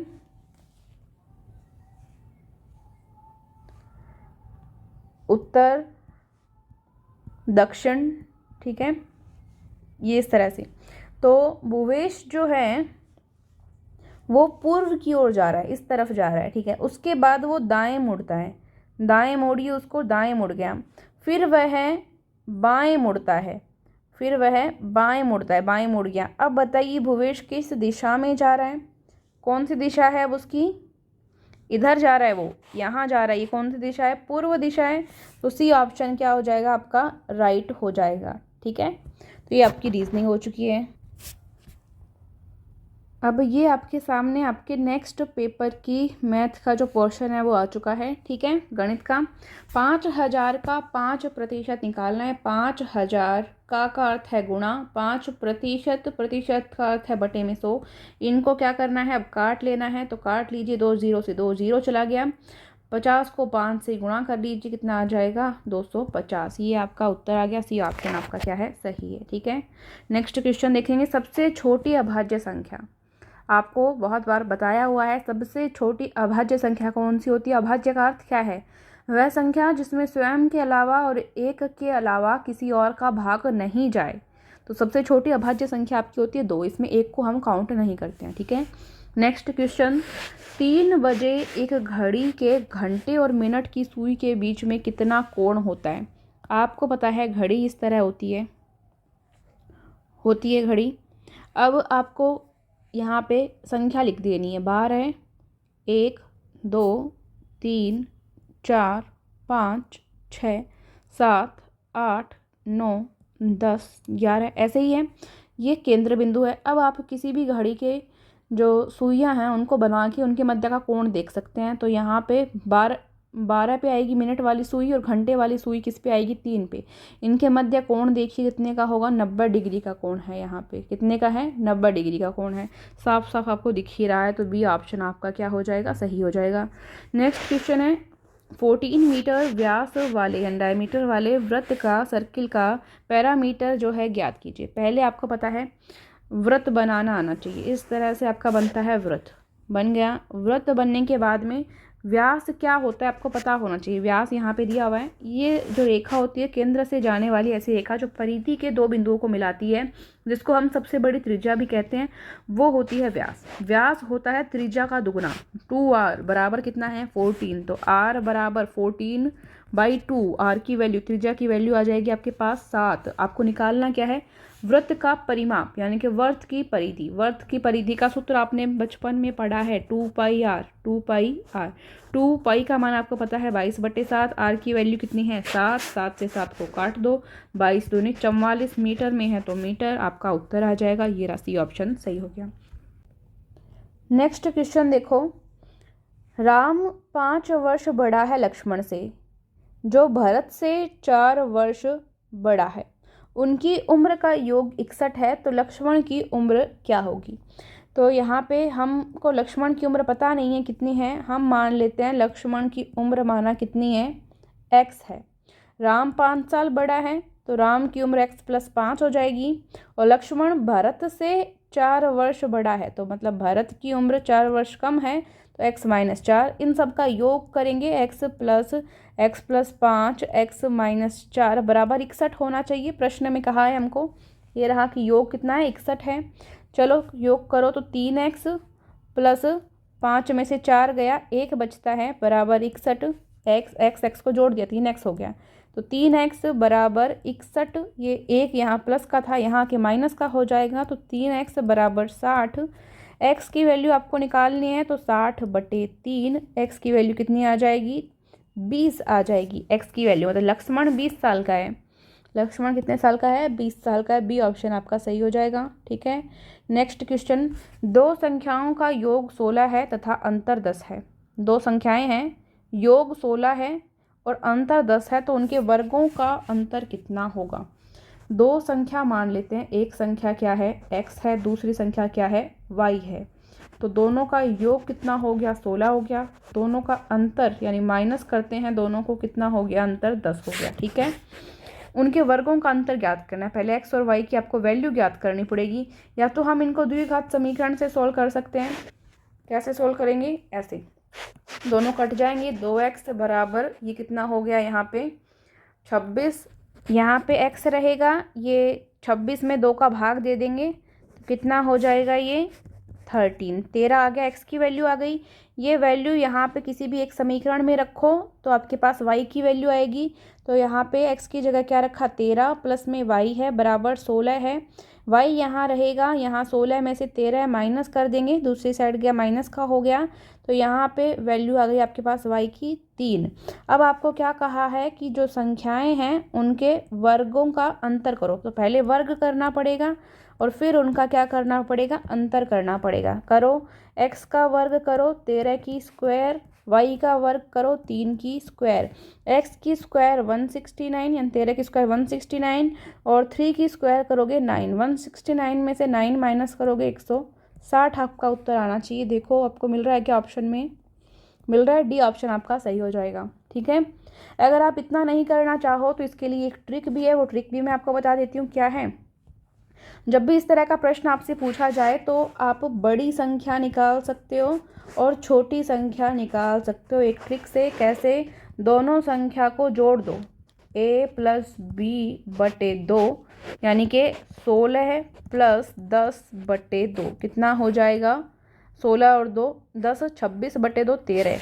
और दूसरा a माइनस बी बटे 2 यानी कि 16 माइनस 10 बटे 2, ये 16 में से 10 माइनस करोगे 6 बटे 2 यानी 3। तो ये x की और y की आपको वैल्यू आ जाएगी, फिर उनकी स्क्वायर करके माइनस करना, वैसे भी आप कर सकते हो, दो तरीके हैं। ठीक है, तो यहाँ पे क्वेश्चन नंबर 36 हो चुका है। अब क्वेश्चन नंबर 37 पे आप आ रहे हैं। सचिन की 10 पारियों के रन क्रमशः आपको दिए हुए हैं। ठीक है, रन दे दिए आपको। ठीक है, अब आगे आपको क्या कहा है कि औसत रन ज्ञात कीजिए। औसत रन ज्ञात करने, औसत ज्ञात करने का सूत्र आपको बहुत बार बता दिया। क्या बताया है, राशियों का योग करो बटे राशियों की संख्या। ठीक है, सभी का योग करो, जितनी भी संख्याएं यहाँ पे दी गई हैं, ये रही कुछ संख्याएं तो दिख रही है आपको, इन सबको जोड़ो और आगे बची हुई संख्या यहाँ पे भी है, इनको भी जोड़ो, सबको जोड़ दो। इनको जोड़ते हैं, ये हो जाएगा 420 बटे में संख्या कितनी 10 पारियां है ना, तो बटे में 10, इसको काट लो, कितना आता है 42। कितना आता है 42। अब इसको ऑप्शन में ढूंढो, ये रहा सी ऑप्शन आपका सही हो जाएगा। ठीक है, नेक्स्ट क्वेश्चन है 12.5% को साधारण भिन्न में लिखिए। 12.5% है, पहले तो आप प्रतिशत को हटाना है तो बटे में क्या आ जाएगा 100 आ जाएगा। अब यहाँ पे आपके पास में ये दशमलव भी है, इसको हटाओ, एक संख्या बाद दशमलव है ना, तो नीचे एक 0 और लग जाएगी। ठीक है, अब 125 बटे 1000 हो चुका है आपके पास। ठीक है, इसको आप काट लीजिए तो 8 बार कट जाएगा, 1 बटे 8 आपका उत्तर आना चाहिए। देखो बी ऑप्शन क्या हो जाएगा आपका सही हो जाएगा। ठीक है, नेक्स्ट क्वेश्चन है प्रेम की धारा की दिशा में चाल 10 किलोमीटर प्रति घंटा है। ठीक है, धारा की विपरीत दिशा में चाल कम होगी, जाहिर सी बात है, 6 किलोमीटर प्रति घंटा है। तो शांत जल में प्रेम की चाल क्या होगी, कोई व्यक्ति है जिसकी चाल क्या होगी आपको बताना है। शांत जल में जब भी आपको चाल निकालनी हो, आपको क्या करना होता है, सूत्र बताया x प्लस वाई बटे 2। तो दिशा में चाल कितनी है 10 है, विपरीत दिशा में चाल कितनी है 6 है, दोनों को जोड़ दिया, 2 का भाग दिया, 16 बटे 2 कितना आ गया 8 किलोमीटर प्रति घंटा। 8 है क्या ऑप्शन में, ये रहा सी ऑप्शन आपका क्या हो जाएगा सही हो जाएगा। ठीक है, चक्रवृद्धि ब्याज का प्रश्न है नेक्स्ट। 7,000 रुपये का 10% वार्षिक चक्रवृद्धि ब्याज की दर से 3 वर्ष का चक्रवृद्धि ब्याज ज्ञात कीजिए। ठीक है, आपको सूत्र बताया हुआ है, क्या सूत्र है, चक्रवृद्धि ब्याज या मिश्र धन का सूत्र क्या होता है पता है आपको। यहाँ पे आपको ब्याज ज्ञात करना है, पहले आप मिश्र धन ज्ञात कर लीजिए, फिर अंत में हम माइनस कर देंगे मूलधन को। ठीक है, तो चक्रवृद्धि मिश्र धन का सूत्र क्या होता है, क्या होता है भाई, मूलधन गुणा 1 प्लस दर बटे 100 और घात क्या यहाँ पे आती है समय p। ठीक है, मूलधन की वैल्यू आपको 7,000 दी हुई है, दर की वैल्यू आपको कितनी दी हुई है 10 दी हुई है, तो ये 110 बटे 100 लघुत्तम आ जाएगा ना।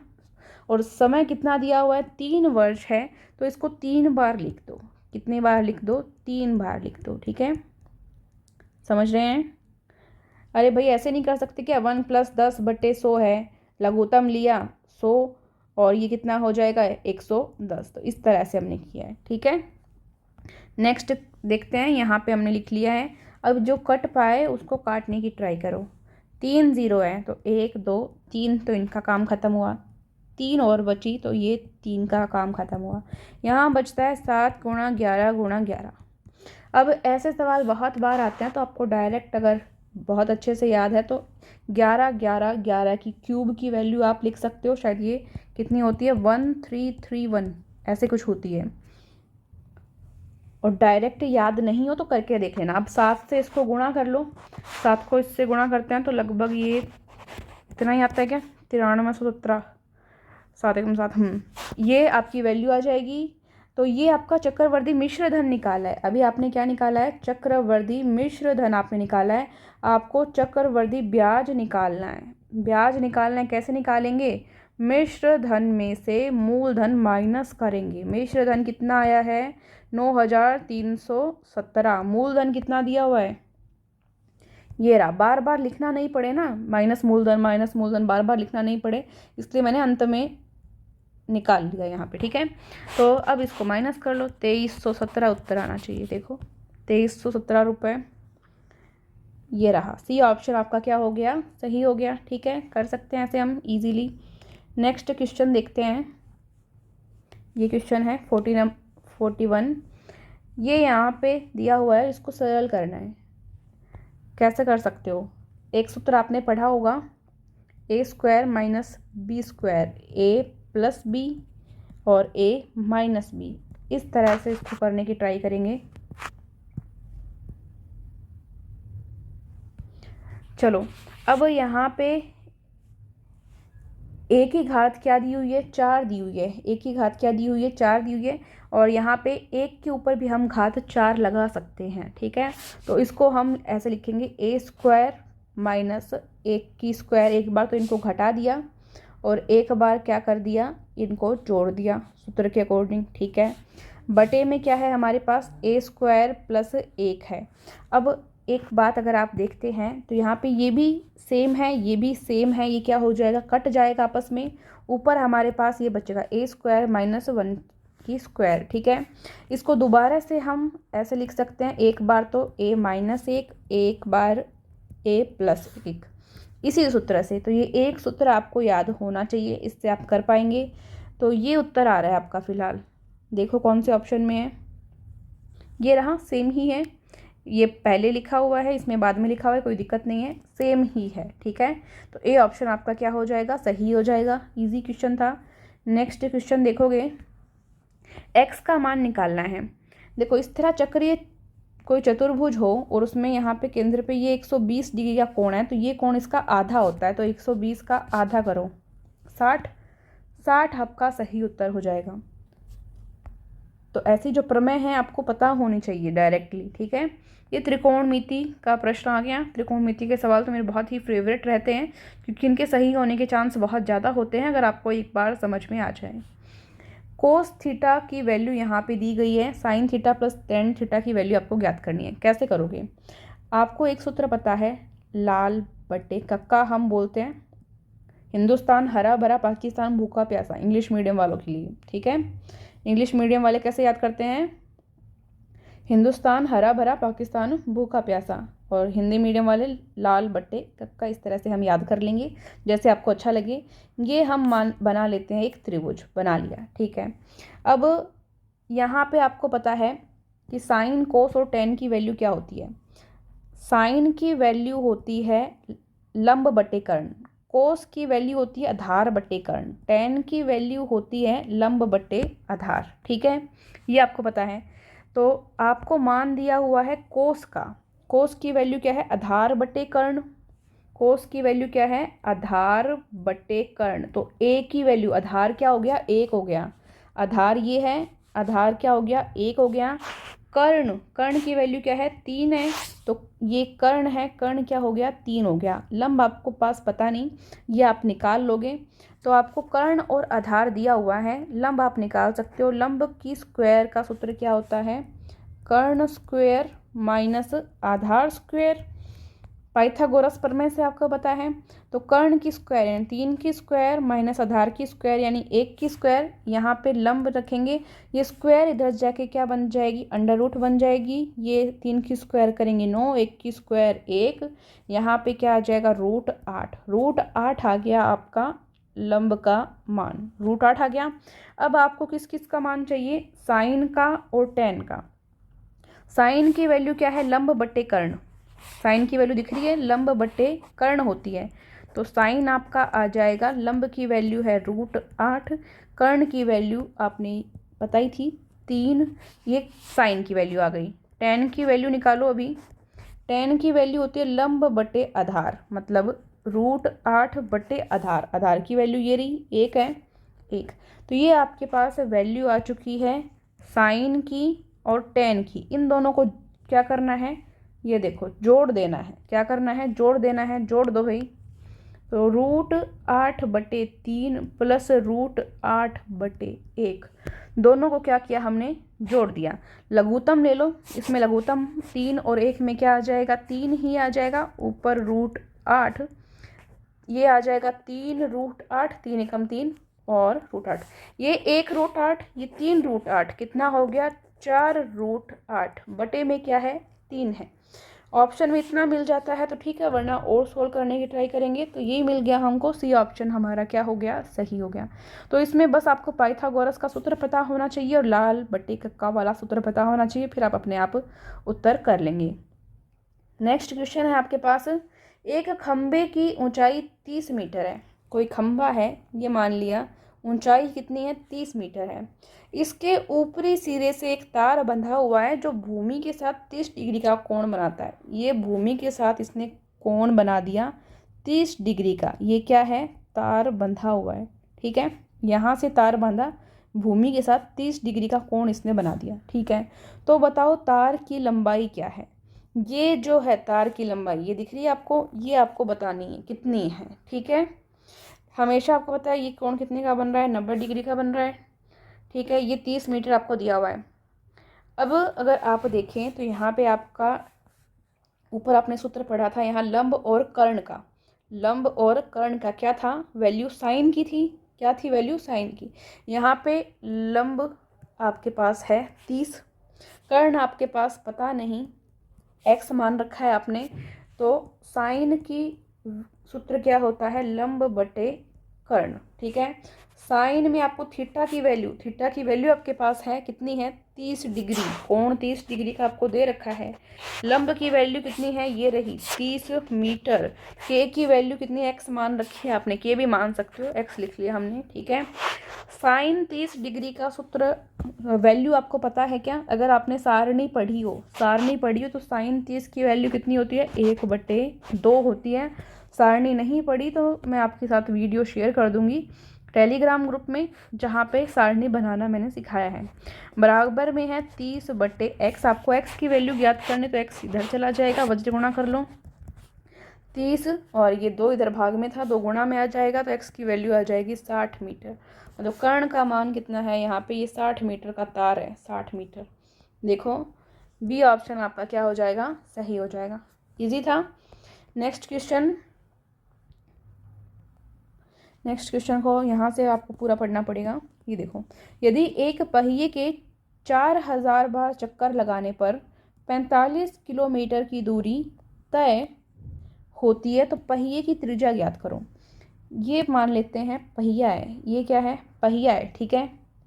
ये पहिया क्या करता है, 4000 बार चक्कर लगाता है, 4000 बार चक्कर लगाता है और 45 मीटर की दूरी तय करता है। एक बार दोबारा देखेंगे, मीटर या किलोमीटर है, किलोमीटर है। 45 किलोमीटर की दूरी तय करता है, 45 किलोमीटर की दूरी तय करता है।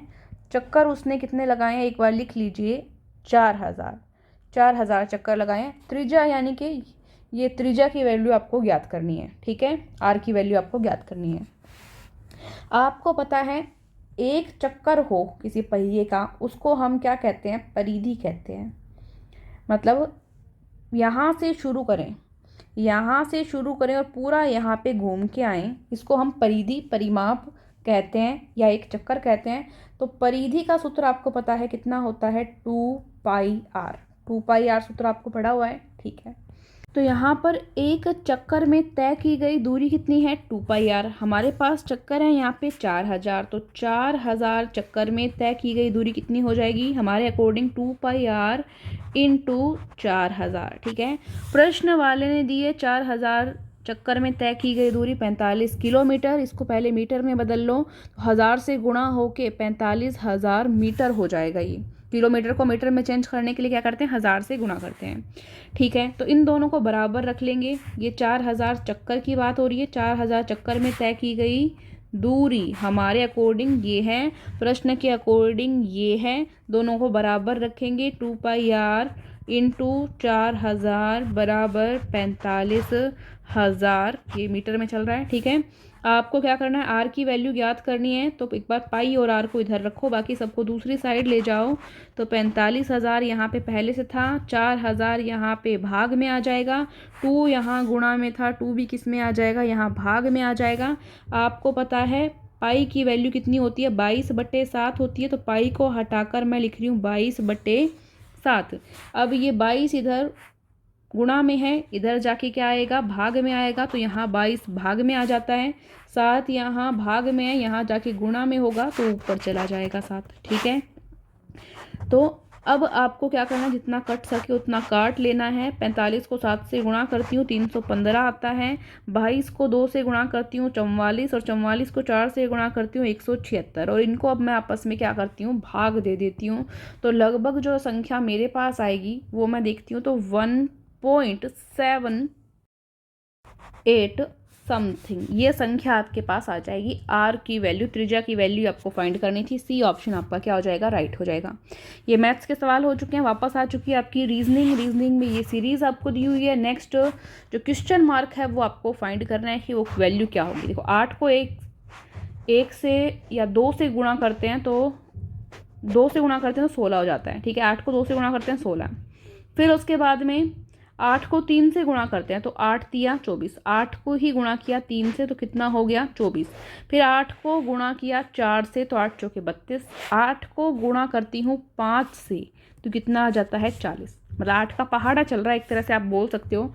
तो 40, ये डी ऑप्शन आपको मिल गया। ठीक है, नेक्स्ट क्वेश्चन है, जिस तरह ABCD DCBA से संबंधित है, PQRS किससे संबंधित होगा। आपको पता है उल्टा करके लिखा है, डी लास्ट में था, यहाँ डी सबसे पहले आ रहा है। ठीक है, तो ये उल्टा करके लिखा है तो एस को लिखेंगे, एस लास्ट में, एस को सबसे पहले, फिर आर, फिर क्यू, फिर लास्ट में पी, SRQP, SRQP। ये रहा डी ऑप्शन क्या हो जाएगा आपका, सही हो जाना चाहिए मेरे अकॉर्डिंग। ठीक है, नेक्स्ट क्वेश्चन देखेंगे। अंग्रेजी वर्णमाला में अक्षर के और एस के ठीक बीच में कौन सा अक्षर है। पहले लिख लेते हैं थोड़ा, अगर ऐसे डायरेक्ट नहीं याद आता तो KLMNOPQRS। ठीक है, तो 4 इधर छोड़ो, 4 इधर छोड़ दिए, ओ है ना, ओ आ रहा है मध्य में तो ओ उत्तर हो जाएगा आपका सी ऑप्शन। ठीक है, नेक्स्ट क्वेश्चन, ये वापस वही प्रश्न आ चुका है, कौन सा, ब्लड रिलेशन वाला।